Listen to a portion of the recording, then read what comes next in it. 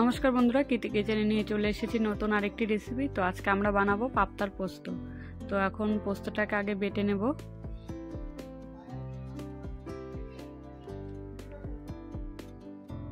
তো তোমরা যদি আমার চ্যানেলে নতুন হয়ে থাকো তো চ্যানেলটিকে অবশ্যই সাবস্ক্রাইব করবে, বন্ধুদের সঙ্গে শেয়ার করবে, লাইক কমেন্ট অবশ্যই করবে।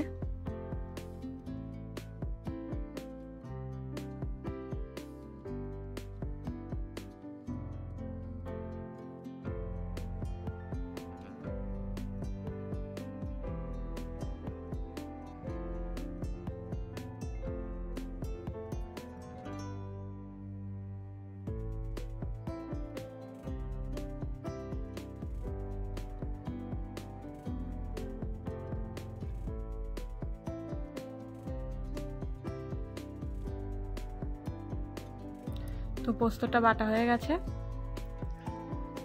এখন একটা প্লেটের মধ্যে উঠিয়ে নেব।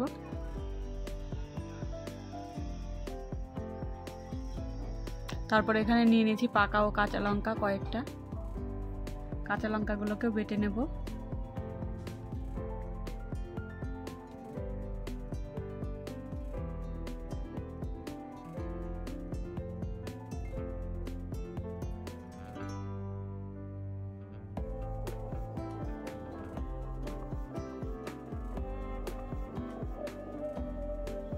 তো লঙ্কাটা আমার বাটা হয়ে গেছে, এখন লঙ্কাটাকে একটা বাটির মধ্যে উঠিয়ে নেব।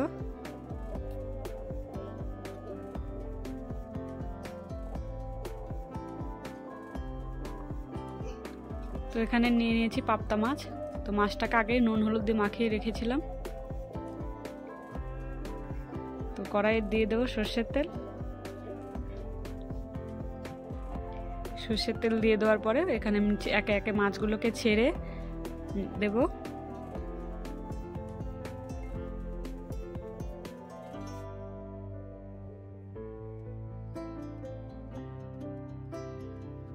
তো মাছগুলোকে এখন আমি উল্টে পাল্টে ভেজে নেব।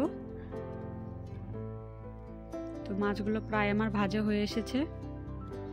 তো মাছগুলো ভাজা হয়ে গেছে, একটা থালের মধ্যে মাছগুলোকে উঠিয়ে নেব। তারপর তেলের মধ্যে দিয়ে দেব কালো জিরে। কালো জিরে দিয়ে দেওয়ার পরে দিয়ে দেবো আলুগুলো দিয়ে আলুটাকে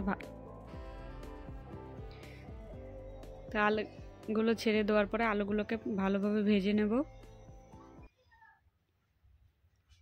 ভেজে নেওয়ার পর আগের থেকে বেটে রাখা পোস্ত লঙ্কা বাটা দিয়ে দেব। তো আগে দিয়ে দিলাম লঙ্কা বাটা, তারপর দিয়ে দিচ্ছি পোস্তটা দিয়ে একটু ভালোভাবে কষিয়ে নেব।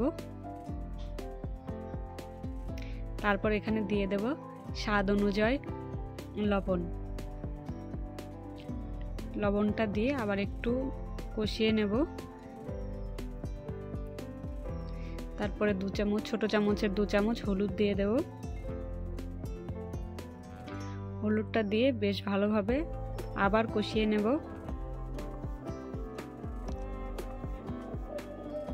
কষিয়ে নেওয়ার পরে এখানে দিয়ে দেব জলটা দেবো পরিমাণ মতো। তো তারপর দিয়ে দেব আগে থেকে ভেজে রাখা পাবদা মাছগুলো দিয়ে দেওয়ার পর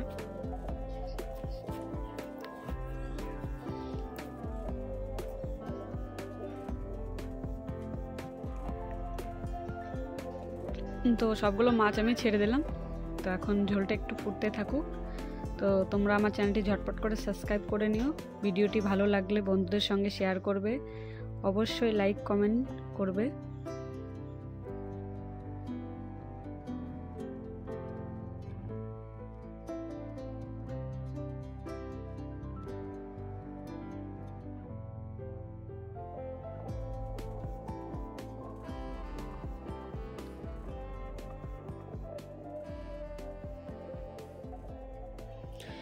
তো পাবদার পোস্তটা প্রায় হয়ে এসেছে। তো এখানে দিয়ে দিলাম 2-3টে কাঁচা লঙ্কাটা দিয়ে দেওয়ার পরে তো এখন একটা থালার মধ্যে নামিয়ে নেব।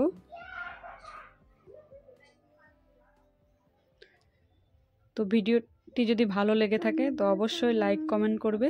তো আসি বন্ধুরা, আবার দেখাবে নতুন আরেকটি রেসিপিতে।